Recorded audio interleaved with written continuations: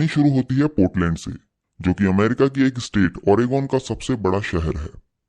बुधवार 24 नवंबर 1971 की दोपहर में 40 से 45 साल का एक शख्स पोर्टलैंड इंटरनेशनल एयरपोर्ट पर पहुंचता है। उसकी हाइट लगभग 6 फुट या उससे थोड़ी ही कम होगी। उसने एक डार्क कलर का business suit, white shirt, black tie और डार्क ब्राउन शूज पहन रखा था। साथ में उसने ऊपर से एक ब्लैक रेनकोट भी डाल रखा था और हाथ में एक ब्लैक कलर का ब्रीफकेस भी ले रखा था। उस दिन एयरपोर्ट पर ज्यादा भीड़ नहीं थी, क्योंकि अगले दिन 25 नवंबर को अमेरिका में थैंक्स गिविंग डे मनाया जाता है, जिसमें कि लोग अपने जानने वालों से मिलते हैं, एक दूसरे को गिफ्ट देते हैं और थैंक यू बोलते हैं। और उस दिन पूरे अमेरिका में छुट्टी होती है, तो ज्यादातर लोग पहले ही अपने रिश्तेदारों के यहाँ पहुंच जाते हैं। इसलिए 24 नवंबर 1971 को एयरपोर्ट पर बहुत कम लोग थे। एयरपोर्ट पहुंचने के बाद वो आदमी नॉर्थ वेस्ट ओरिएंट एयरलाइंस के काउंटर पर जाता है और वहां पहुंचने के बाद वो पोर्टलैंड से सिएटल के लिए एक वन वे टिकट खरीदता है, जिसके लिए वो $20 पे करता है कैश में, और काउंटर पर अपना नाम डैन कूपर बताता है। जिस फ्लाइट में उसे टिकट मिली वो थी फ्लाइट नंबर 305 और वो प्लेन एक बोइंग 727 था। टिकट लेने के बाद कूपर बोर्डिंग गेट की तरफ जाता है। उस टाइम पे एयरपोर्ट पे ना तो कोई मेटल डिटेक्टर होता था और ना ही कोई चेकिंग। बस जो एक चीज आपको बोर्डिंग के लिए चाहिए होती थी वो थी टिकट। तो बोर्डिंग वगैरह करने के बाद Cooper north west Orient airlines की फ्लाइट नंबर 305 में पहुंचता है और सबसे पीछे की लाइन में जो सीट थी वहां जाकर वो बीच वाली सीट नंबर 18C पर बैठ जाता है और अपने बगल वाली सीट पर वो अपना ब्रीफकेस रख देता है। उसके दूसरे तरफ की जो सीट थी वो भी खाली थी। उसके बाद वो एक काले रंग का चश्मा लगाता है, अपनी सिगरेट जलाता है और फिर बर्बन और सोडा का एक ड्रिंक ऑर्डर करता है। उस फ्लाइट में कूपर के अलावा 35 पैसेंजर और थे और कूपर 36वां। उसके अलावा 3 फ्लाइट अटेंडेंट, एक पायलट, एक को पायलट और एक फ्लाइट इंजीनियर भी था। तो कुल मिलाकर उस फ्लाइट में 42 लोग थे और वो फ्लाइट लगभग 2/3 खाली थी। दोपहर 2:50 पर यह फ्लाइट अपने तय वक्त पर पोर्टलैंड इंटरनेशनल एयरपोर्ट से टेक ऑफ करती है और लगभग आधे घंटे बाद इसे सिएटल के टकोमा इंटरनेशनल एयरपोर्ट पर लैंड करना था। फ्लाइट टेक ऑफ करने के थोड़ी देर बाद ही कूपर अपनी जेब से एक पर्ची निकालता है और अपने बगल से गुजर रही एक फ्लाइट अटेंडेंट, जिसका नाम फ्लोरेंस शेफनर था, वो उसे रोकता है और वो पर्ची उसे देता है। फ्लोरेंस वो पर्ची लेती है, उसे देखकर मुस्कुराती है और वहां से चल देती है। उसे लगता है कि यह कोई फ्लर्ट टाइप का आदमी है और अपना फोन नंबर देने की कोशिश कर रहा है, और उसके साथ पहले भी कई बार ऐसा हो चुका था। तो फ्लोरेंस उस पर्ची को पढ़े बिना ही अपनी जेब में रख लेती है। कूपर जब ये देखता है कि उसने पर्ची पढ़े बिना ही अपनी जेब में रख लिया, तो वो उसे दोबारा अपने पास बुलाता है और उसके कान में धीरे से कहता है कि अगर आपने वो पर्ची पढ़ ली हो तो ठीक है, नहीं तो मैं आपको बताना चाहता हूँ कि मेरे पास एक बॉम्ब है। जैसे ही ये बात फ्लोरेंस सुनती है वो घबरा जाती है। फिर वो पर्ची खोलकर देखती है तो उसमें लिखा था कि मिस, मेरे पास एक बॉम्ब है और मैं चाहता हूं कि आप मेरे साथ आकर बैठें। उसके बाद फ्लोरेंस अपनी एक साथी फ्लाइट अटेंडेंट, जिसका नाम टीना मकलो था, उसे बुलाती है और वो पर्ची दिखाती है। ये पर्ची देखने के बाद टीना भी घबरा जाती है, मगर वो फिर भी कूपर से पूछती है कि कहीं आप मजाक तो नहीं कर रहे। तो डैन कूपर टीना मकलो से कहता है कि आप मेरे पास बैठिए, मैं आपको कुछ दिखाना चाहता हूँ। फिर टीना उसके बगल में जो खाली सीट थी उस पर बैठ जाती है। उसके बाद कूपर अपना ब्रीफकेस खोलता है और उसे दिखाता है। उस ब्रीफकेस में 8 डायनामाइट की स्टिक थी, जो कि 4-4 के बंडल में एक साथ जुड़ी हुई थी। एक बैटरी थी और बहुत सी तारें उससे जुड़ी हुई थी। ये देखने के बाद वो दोनों और घबरा जाते हैं। फिर कूपर बोलता है कि ये प्लेन हाईजैक हो चुका है और मैं चाहता हूं कि आप मेरी जो डिमांड है वो इस प्लेन के कैप्टन तक पहुंचाएं। उसके बाद कूपर एक पर्ची पर अपनी डिमांड लिखवाता है। उसकी डिमांड थी कि उसे आज 5 बजे तक $2 लाख चाहिए, 4 पैराशूट चाहिए, 2 प्राइमरी बैक पैराशूट और 2 रिजर्व फ्रंट पैराशूट। और जब ये प्लेन लैंड करे तो इस प्लेन को रिफ्यूल करने के लिए रनवे पर एक ईंधन से भरा ट्रक होना चाहिए, और अगर कोई भी चालाकी हुई तो मैं इस प्लेन को उड़ा दूंगा।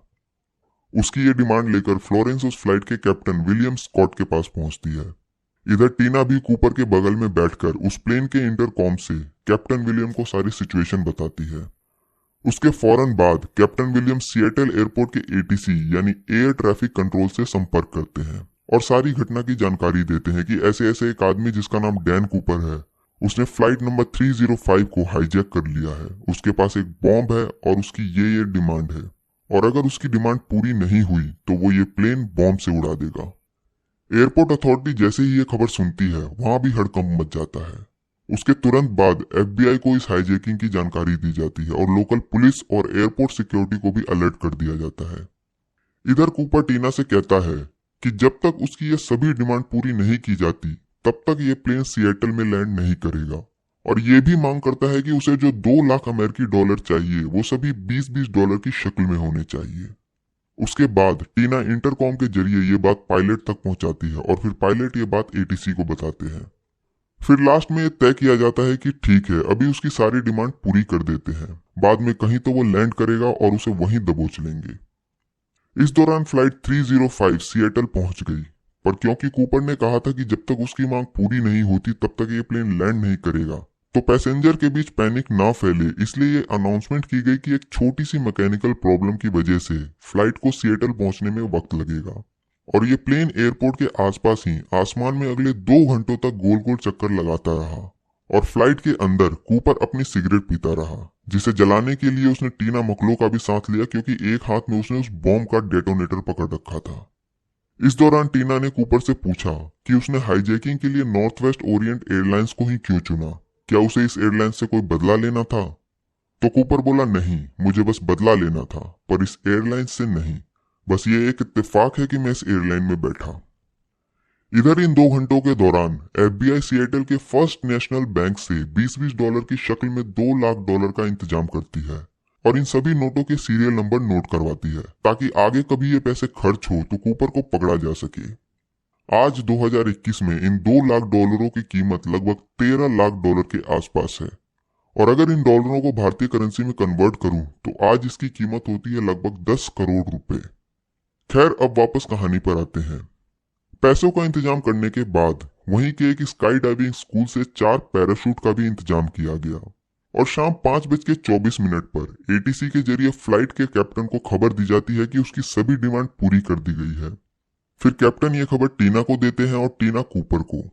उसके बाद कूपर प्लेन को लैंड करने की इजाजत देता है और कहता है कि इस प्लेन को सभी फ्लाइटों से दूर एक अलग रनवे पर खड़ा करे, और लैंड करने से पहले उस फ्लाइट की सभी खिड़कियों को बंद करवा देता है ताकि बाहर से कोई भी ये देख न सके कि अंदर क्या मूवमेंट हो रही है। और आखिरकार शाम 5:45 पर फ्लाइट 305 सिएटल के टकोमा इंटरनेशनल एयरपोर्ट पर लैंड करती है। उसके बाद सिएटल एयरपोर्ट का मैनेजर 2 लाख डॉलर और 4 पैराशूट लेकर उस बोइंग 727 के पीछे वाले गेट पर पहुंचता है। उस वक्त बोइंग 727 ही इकलौता ऐसा कमर्शियल प्लेन था जिसके गेट पीछे की साइड से भी खुलते थे, और उस गेट में एक सीढ़ी भी लगी होती थी।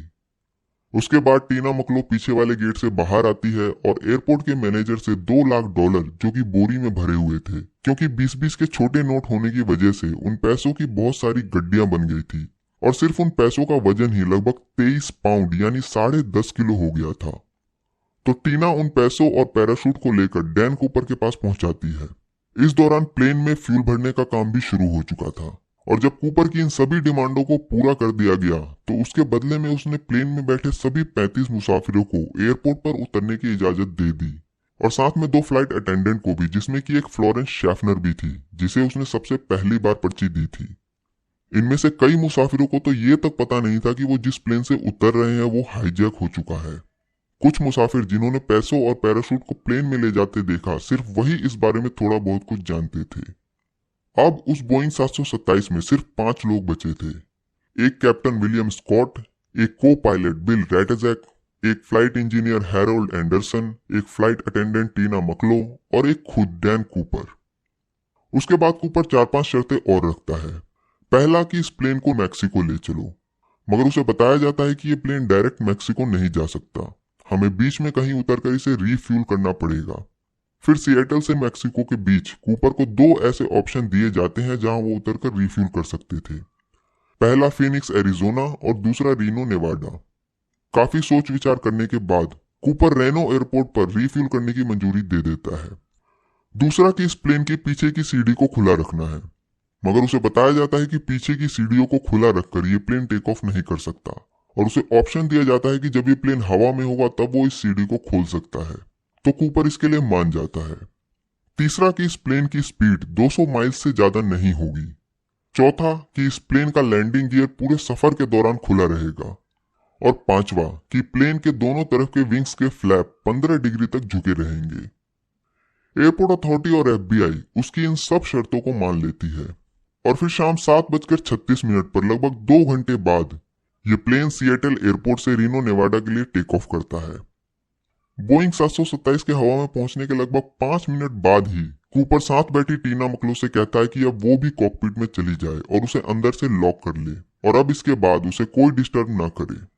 टीना उसकी बात सुनने के बाद कॉकपिट की तरफ जाने लगी और कॉकपिट में पहुंचने के बाद उसे अंदर से लॉक करने से पहले एक आखिरी बार उसने कूपर को देखा तो वो प्लेन के बीचों बीच खड़ा था और अपनी कमर से कुछ बांध रहा था, शायद वो पैसे थे।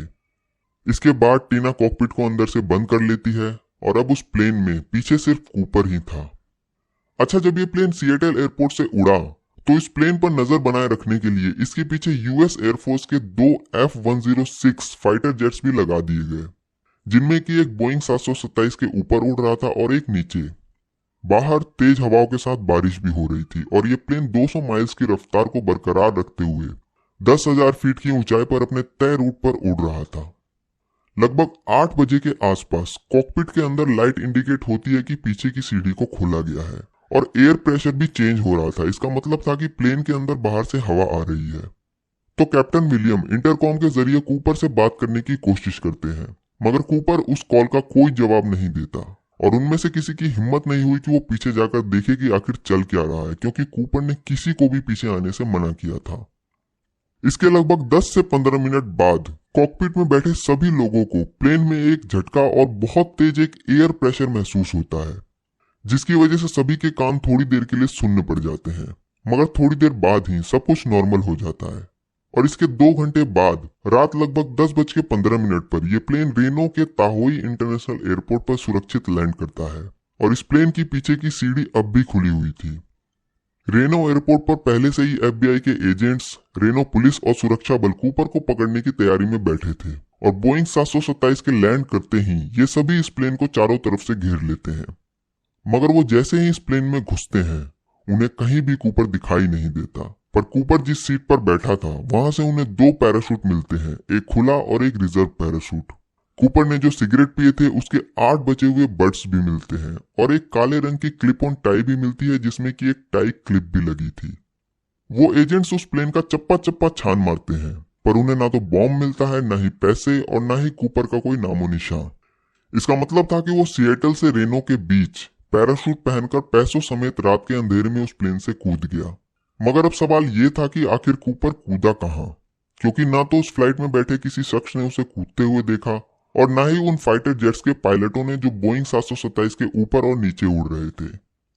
उसके बाद उस फ्लाइट के क्रू मेंबर्स के जरिए एफबीआई को पता चलता है कि रात के लगभग 8:13 पर प्लेन में एक झटका महसूस हुआ था, तो हो सकता है कि कूपर उसी वक्त इस प्लेन से कूदा होगा। और जिस रूट पर यह प्लेन चल रहा था उसका नाम था विक्टर 23। तो इस रूट और टाइमिंग के हिसाब से कूपर जिस जगह कूदा वो जगह पोर्टलैंड से 64 किलोमीटर दूर उत्तर की तरफ थी और एरियल वॉशिंगटन और लुइस नदी के आसपास थी। उसके बाद उसी रात फ्लाइट के सभी क्रू मेंबर्स और चश्मदीद पैसेंजर की मदद से डैन कूपर का स्केच बनवाया गया और फिर अमेरिकी इतिहास में किसी भी इंसान को ढूंढने के लिए आज तक का सबसे बड़ा मिशन शुरू हुआ और इसे नाम दिया गया नॉरजैक। अगली सुबह से ही उस इलाके के कई किलोमीटर एरिया में सर्च ऑपरेशन चलाया गया जहां कूपर कूदा था। वो पूरा एरिया जंगलों और बड़े बड़े पेड़ों से ढका हुआ था और कूपर को उस एरिया में ढूंढना ऐसा था जैसे भूस के ढेर में सुई ढूंढना। मगर फिर भी ये सर्च ऑपरेशन चलता रहा। ग्राउंड पर सर्च करने के लिए लोगों की बहुत बड़ी बड़ी टीम बनाई गई, जिन्होंने अगले कई महीनों तक कई किलोमीटर आगे पीछे दाएं बाएं सब जगह छान मारा। आसमान में हेलीकॉप्टर से भी ढूंढा गया, नदी के अंदर भी ढूंढने की कोशिश की गई, मगर कोई फायदा नहीं हुआ। ना तो कूपर मिला, ना ही उसकी लाश, ना ही कोई पैसे और ना ही कोई पैराशूट। अब जैसे ही ये खबर न्यूज चैनल्स और न्यूज़पेपर में आई तो लोगों के बीच ये खबर ऐसे फैली जैसे जंगल में आग। हर कोई ये जानना चाहता था कि आखिर वो रहस्यमय इंसान कौन है जो रात के अंधेरे में आसमान में उड़ते हुए एक प्लेन से गायब हो गया। इस दौरान एक न्यूज़पेपर ने गलती से उसका नाम डैन कूपर की बजाय डीबी कूपर छाप दिया और फिर इसके बाद वो इसी नाम से मशहूर हो गया। उसके बाद एफबीआई ने उसे उसके नाम डैन कूपर, जो कि उसने पोर्टलैंड एयरपोर्ट पर दिया था टिकट खरीदने के लिए, उस नाम की भी हिस्ट्री खंगाली गई, मगर इस नाम का कोई भी शख्स नहीं मिला। फिर एफबीआई ने उन सीरियल नंबर को भी पब्लिक कर दिया जिस सीरियल नंबर के नोट डीबी कूपर को दिए गए थे, ताकि पब्लिक की मदद ली जा सके। कई न्यूज़पेपर्स ने तो यहां तक ऐलान किया था कि अगर कोई भी शख्स इस सीरियल नंबर का एक नोट भी लाएगा तो उसे उसके बदले $5000 तक का इनाम दिया जाएगा। मगर इसके बाद भी कुछ हाथ नहीं लगा। एफबीआई शुरू से ही ये मानती रही कि जिन हालातों में कूपर प्लेन से कूदा उन हालातों में उसका जिंदा बचना नामुमकिन था, जिसके लिए एफबीआई ने कुछ थ्योरीज दी। एक कि जब कूपर प्लेन से कूदा तो कूदने से पहले उसने कुछ भी तैयारी नहीं की। ना तो उसने ऐसे कपड़े पहने थे जो स्काई डाइविंग में पहना जाता है, ना ही जूते, ना ही दस्ताने, ना ही चश्मा और ना ही हेलमेट।